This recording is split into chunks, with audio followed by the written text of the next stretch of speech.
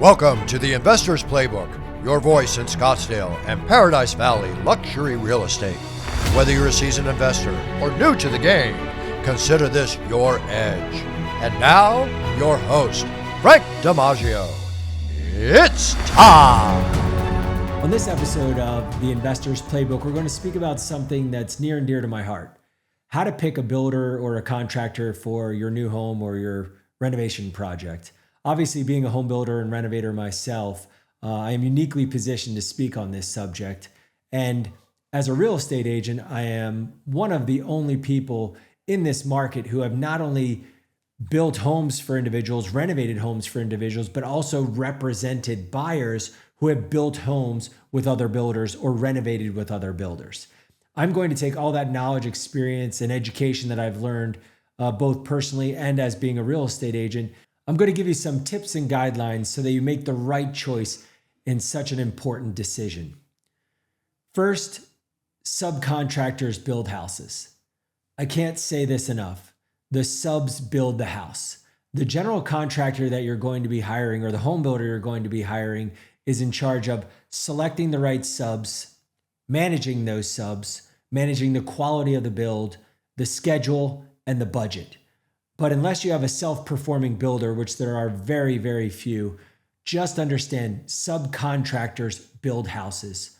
General contractors create relationships with subcontractors to ensure proper pricing, to ensure that they're giving you the right quality, and to keep the schedule as best they can. A common misconception in the building business is that builders and people who own building businesses are the same position. They're not. A builder in our business is more like a project manager, a project coordinator, and a site manager all wrapped up into one, working with subcontractors, architects, pool builders, and landscape architects. These are individuals who have been in the building business and been boots on the ground for 10, 15, 20 years and have elevated their status and have elevated their knowledge to a point that they can start to build luxury homes. The misconception is the owner of the building business is the same individual, has the same background. They shouldn't. The owner of a building business needs to run a business. They need to understand how to deal with personnel. They need to be able to understand how to deal with clients. They need to be able to understand the bookkeeping side, the accounting side, the contracting side, and all the different intricacies that you would see in anyone who's running a business. And the most effective person at running the business is typically going to be viewed in the marketplace as the best builder. One of the most important aspects of building a house or doing a renovation is the sub-selection process. Some builders do this all on their own. Some builders will include the buyer or include the homeowner in the process. Instinctually, if you see 3 bids for drywall or paint or framing, you're going to want to go with the least expensive. And of course, there's going to be times where that makes sense. The art of being a great builder is when and why. There's going to be certain line items where the different levels of work are going to be practically the same. Their schedules will be practically the same. The size of their team will be practically the same. And hopefully if your builder is big enough, they've got a relationship with each one where the outcome will probably be the same. In those cases, of course, you're going to be wanting to use the lowest priced bid to save money. The art of being a great builder is understanding when this isn't the case. When you're using a more specialized sub or when you're using a sub that you know picking the wrong one, not only could you have quality control problems, but it's going to extend the schedule greatly. That's really the difference and the X factor in picking great builders is for them to consult with you, if they are, on why they're picking certain subs, even though some may be less expensive and some may be more expensive. Understanding this process is going to have a huge impact, not only on the bottom line of your deal, but also the schedule. And from my experience, being on budget and being as close to budget is important, but most of the pain points that you're going to see is going to be with the schedule and going over schedule and how much that starts to snowball other aspects of your life. your move, the current place that you're living in, whether it's a rental, whether it's another home, getting it on the market, and how that can all snowball completely out of control once the schedule really gets out of whack. So we've talked about how when building a luxury house or doing a luxury remodel or addition, how the budget, although very important, that most of the pain points that I've seen have come with scheduling and not being on schedule. Let's talk about why a project gets off schedule. First and foremost, it could be mistakes by the contractor. If the contractor's not following up with the subs, not scheduling the subs appropriately, and not keeping an eye on your project correctly, this could throw the schedule out of whack. From what I've seen, if you are building a luxury home in Paradise Valley or Scottsdale, and you've got a really quality builder, this is oftentimes not the case. In our own personal organization, we've got project managers, project coordinators, site managers, vice presidents, and company owners who are all following up with the subs and trying to keep the schedule on track. The most common reason for schedules getting out of whack is changes. You've probably heard that change orders are a nightmare when it comes to building a house or doing a renovation, and there's a good reason why. There's a good reason why builders want to charge so much for change orders, because changes in the middle of a project are like a heart attack to that project. If something as simple as, I want to move this wall or I want to change this one aspect of the build midstream was a small issue, you wouldn't see these gigantic delays that they cause. And here's why. Every change is a huge domino effect on all the rest of the project. So great builders are trying to sequence different subs in a particular order to build the house as fast as possible. The minute that you make a change, that change is going to have a domino effect on the next 3 subs that were scheduled to come into the project and start. And what happens when that subcontractor hears that their schedule has been postponed because of a change? They immediately go to another project. Great subcontractors who provide quality work at a good price are in demand. And the minute that they know that your build has been pushed off schedule because of a change, they're immediately going to go to their next project. And when that happens, you're at the mercy of when they finish that project to jump back onto your build. Every time this happens, the subsequent sub behind them is going to do something similar, and on and on and on. And when this starts to happen, you're starting to talk about months and months of delays, months and months of new carry and change orders from your builder. This is going to be the biggest pain point in your build unequivocally. Next, let's talk about some of the pain points you may go through when building a home or doing a renovation, especially in the luxury market, and they're going to be obvious. Behind schedule, over budget, or build quality issues and defects. I want to talk about each one extensively, and I'm going to start with budget. When it comes to building a house, a new house, it's not as big of an issue budget-wise as it is with doing a remodel, and I'll tell you why. Almost all builders who are building new houses are going to have the plans done, they're going to have the design book done, they're going to have the landscape plan done, they're going to take that information, send it out, get it bid, and then when it comes back, they're going to have a pretty solid budget as to what you're going to be spending on this new build. Will there be changes to it? Of course. Changes will be certain subcontractors are only going to honor their bids for a certain period of time. You may have cost increases in materials throughout the term of your build, or of course you may make changes.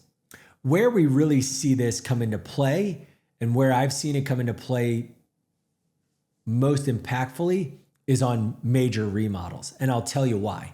Most people don't want to go through the new build process of bidding everything out when they do a remodel.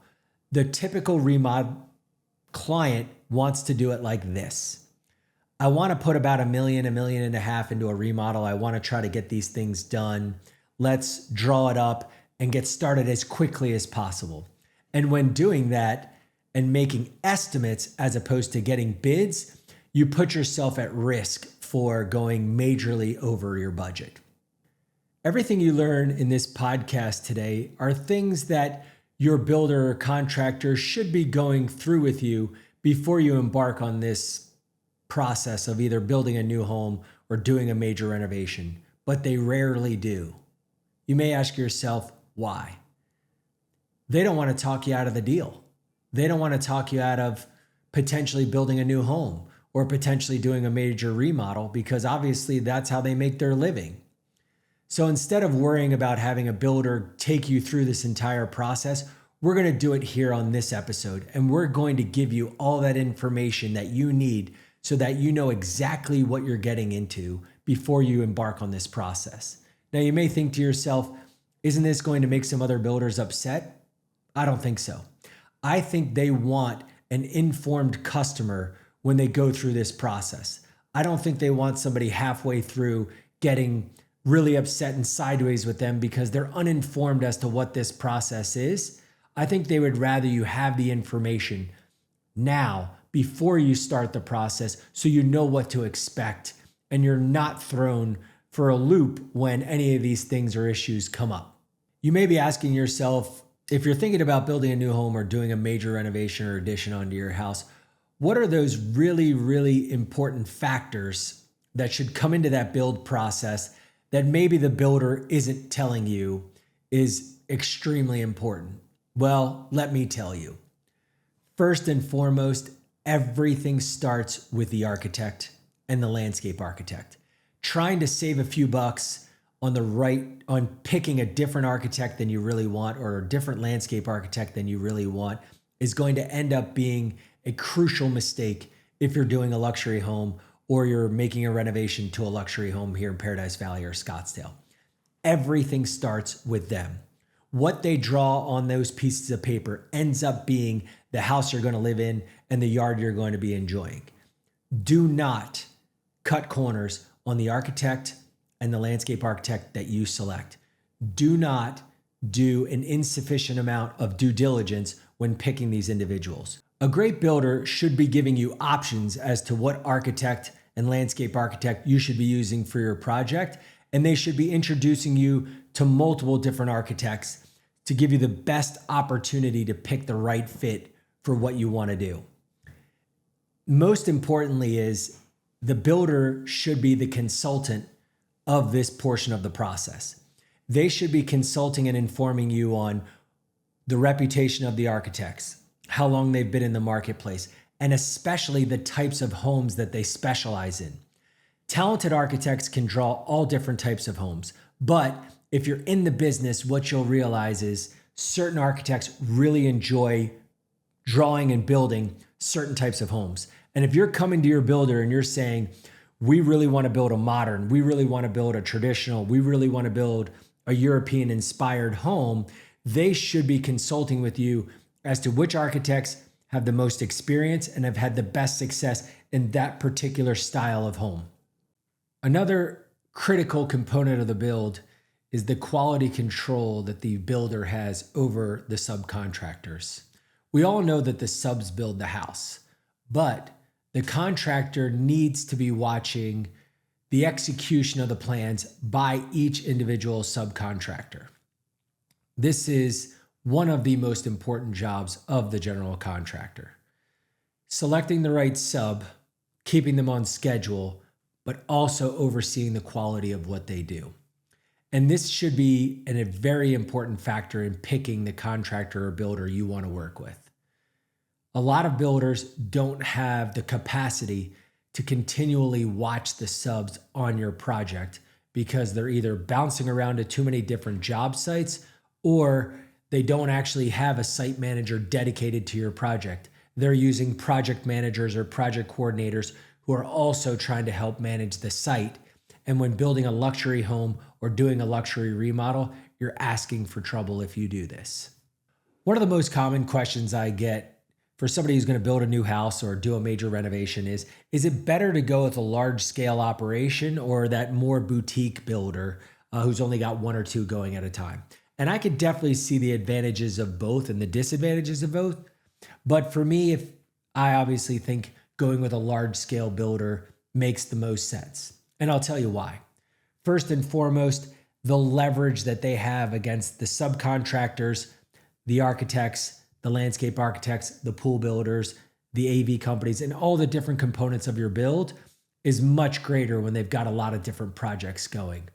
Your pricing will most likely be less, and the attention that they'll give your projects would most likely be more.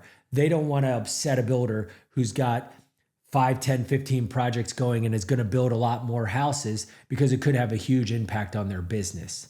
Now, I don't want to say that using a boutique builder is a bad idea, and there's definitely going to be some advantages that the boutique builder will have. But when it comes to costs, I think you're going to save a lot of money using a builder who's at scale. Also, the type of people in their organization. From what I've seen, the boutique builders sometimes are also doing their own books, or they have a part-time bookkeeper. When you're talking about millions and millions of dollars for these major Paradise Valley and Scottsdale new builds and remodels, you want to have an organization that's got a controller, accounts payable, accounts receivable, and then even a CPA that's overseeing all of that to ensure that your money is being tracked and allocated correctly. This could have a huge impact on the bottom line of your deal. Let's talk about the reality of building or renovating a house in Paradise Valley or Scottsdale. There's going to be problems, and probably more than one. And when a problem arises, this is when the contractor really needs to step up and really needs to earn their fee. So when picking a contractor or a home builder, this is going to be one of the critical aspects of why you would pick one over the other. How do they handle problems? You're going to have issues with the sub, the client, and the finances. And how the contractor handles all three is going to ultimately decide how well your project comes out. First and foremost, how's their relationship with the subcontractor? Are they going to be able to work this out with them? Are they going to be able to get us back on track? Are they going to stand behind their work and fix this issue? Number two, how do they deal with you, the client? Are they extremely open and honest about what the issue is, making you aware, not keeping you in the dark, and informing you on to how they're going to fix it? And lastly, of course, the finances behind this. Who's going to pay for this problem? Who's going to pay for the issues that have arisen? Is it going to be the sub? Is it going to be the general contractor? Is it going to be a combination of both? And is there any aspect of it that you're going to be financially responsible for? Taking all these things into consideration and how a contractor deals with them should be one of the most important choices on how you pick who you work with and why you pick them. Anyone who's built a luxury home or remodeled a luxury home knows it's hard. It's a difficult process and a difficult time in your life, and picking the right contractor or builder is going to hopefully make it as smooth of a process as possible.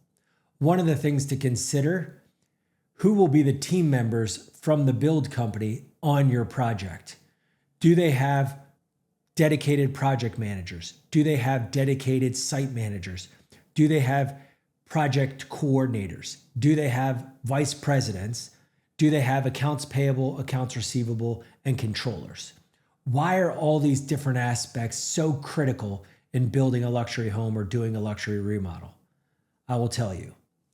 The site manager is possibly the most critical person in the build process.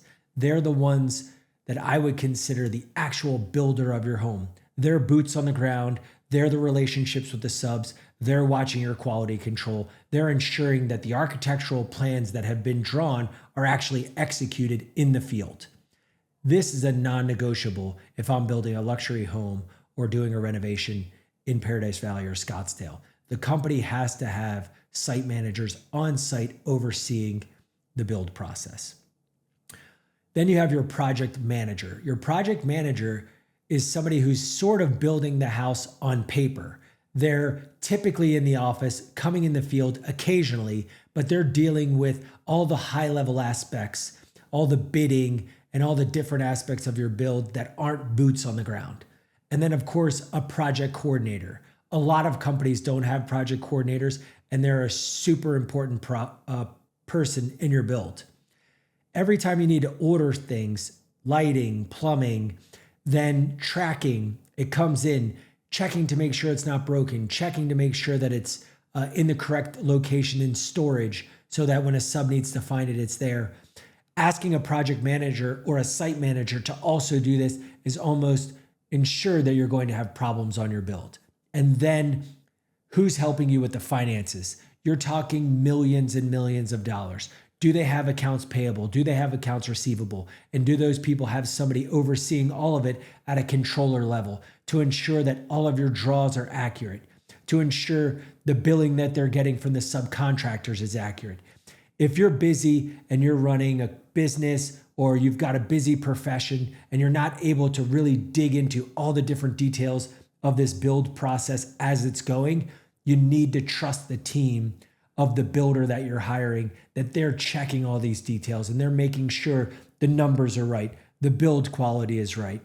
This should be a really important factor when picking a builder or a contractor, especially on a luxury project.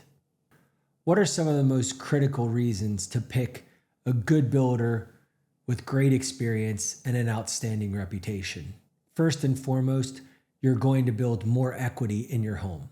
You're about to go through a very difficult process if you're going to be building a new home or doing a major renovation, especially on a luxury home.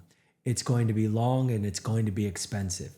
At the end of the rainbow, when everything is done and you've moved into the home, what you want is as much equity as possible for the work that you've put in. The better the reputation of the builder, the more equity you're going to create into your home. Also, the experience. When we started our career, we did everything with our own money. We made all the mistakes with our own money before we started to take on clients and build for them. And what I've learned in the process, as far as building on my own and then building for clients, is the biggest breakdown in the build is communication. The communication with the subs, the communication with your team, and most importantly, the communication with your client. Whether things are going well or they're behind schedule, whether you're on budget or over budget, whether you've got problems or you've got no issues at all, you need to be in constant communication with your client, keeping them apprised as to what's going on in their build or their remodel. This will be the most critical part of the build and your satisfaction at the end of the day. Not much has changed in building a luxury home or renovating a home in the last 30 years in the building business. The way you built a home in 1995 or 2000 is similar to the way you're building a home in 2025. The biggest change has definitely been the technology and the software behind the build process. And I think it's very important that as you're interviewing builders or contractors and deciding who you want to go with, understand how their software is integrating with every aspect of their build, how it integrates with the subs, how it integrates with the accounting, and most importantly, how it integrates with your experience of the build. Are they giving you daily updates? Are you getting daily logs? Are you getting pictures? Are you getting videos? And are you able to see in real time how your budget from when it first started to where it is currently is matching up, where you're over, where you're under, and why? This is something really important you need to talk to when interviewing builders or contractors. Ask them the type of software they're using, ask them how much it's integrated into your business, and why they picked the particular software that they picked. The reason it's so important to pick the right builder or contractor for your project or renovation right out of the gate is if you have to pivot in the middle of your project, it's going to be a catastrophe, and I'll tell you why. You've got certain subcontractors who have started on the project, and those subcontractors are working with a certain builder. If you've got to pivot in the middle of your deal to somebody else, they're probably not going to have a relationship with a lot of the subs. If they bring in new subs, you're not going to know who's going to warranty what aspects of the build. Plus, the builder's not going to want to be responsible for things a previous contractor has already started. This will be a catastrophe. This is why this podcast is so important. If you're going to be building a new home or doing a major renovation, that you listen and understand every aspect of what we talk about and take it into account when you're picking your builder or remodeler. Once you pick them, you have to pretty much live with them all the way through to the end of your project, outside of getting into major litigation, major delays, and huge expenses. Thanks for tuning in to this episode of The Investor's Playbook. If you're planning a new build or a major renovation in Paradise Valley or Scottsdale, don't hesitate to reach out to us with any questions. We'd be happy to answer them. You can listen to us on all the major streaming platforms. Follow us on Instagram or TikTok. Thanks for tuning in, and we'll see you next time on The Investor's Playbook.